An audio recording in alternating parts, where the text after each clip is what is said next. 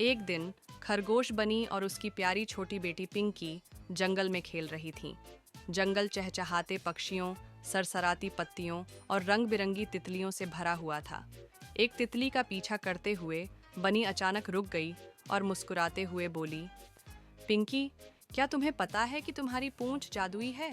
जब तुम खुश होती हो तो ये रोशनी और क्रिस्टल बिखेरती है। पिंकी ने हैरानी से अपनी फूली हुई पूंछ को देखा, लेकिन फिर वह रोने लगी। वह हमेशा उन परियों की तरह जादुई बनना चाहती थी, जिनकी कहानियां उसकी माँ उसे सुनाया करती थीं। अपनी आंखों से आंसू पोंछते हुए पिंकी ने पुल पर एक छोटी सी परी को देखा, जिसकी पंख इंद्रधनुष की तरह चमक रहे थे। पिंकी दौड़कर परी के पास गई और बोली, मैं आपकी तरह एक परी बनना चाहती हूँ। क्या आप मेरी मदद कर सकती हैं?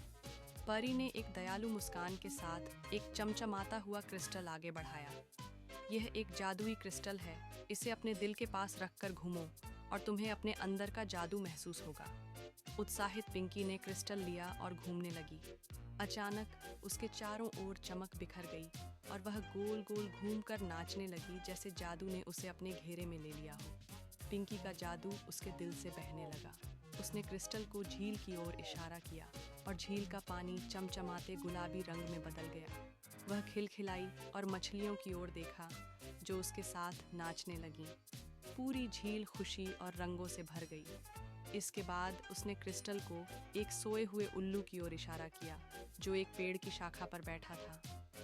तुम्हें थोड़ा आराम चाहिए, उसने कहा, और उल्लू खुशी खुशी झपकी लेने लगा।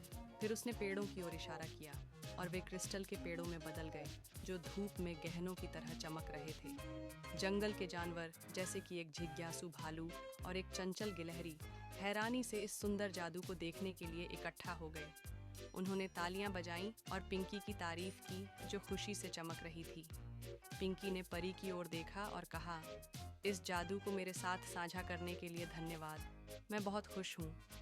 परी मुस्कुराई और बोली, यह जादू हमेशा तुम्हारे अंदर था पिंकी। ये क्रिस्टल सिर्फ तुम्हें इसे महसूस करने में मदद कर रहा है।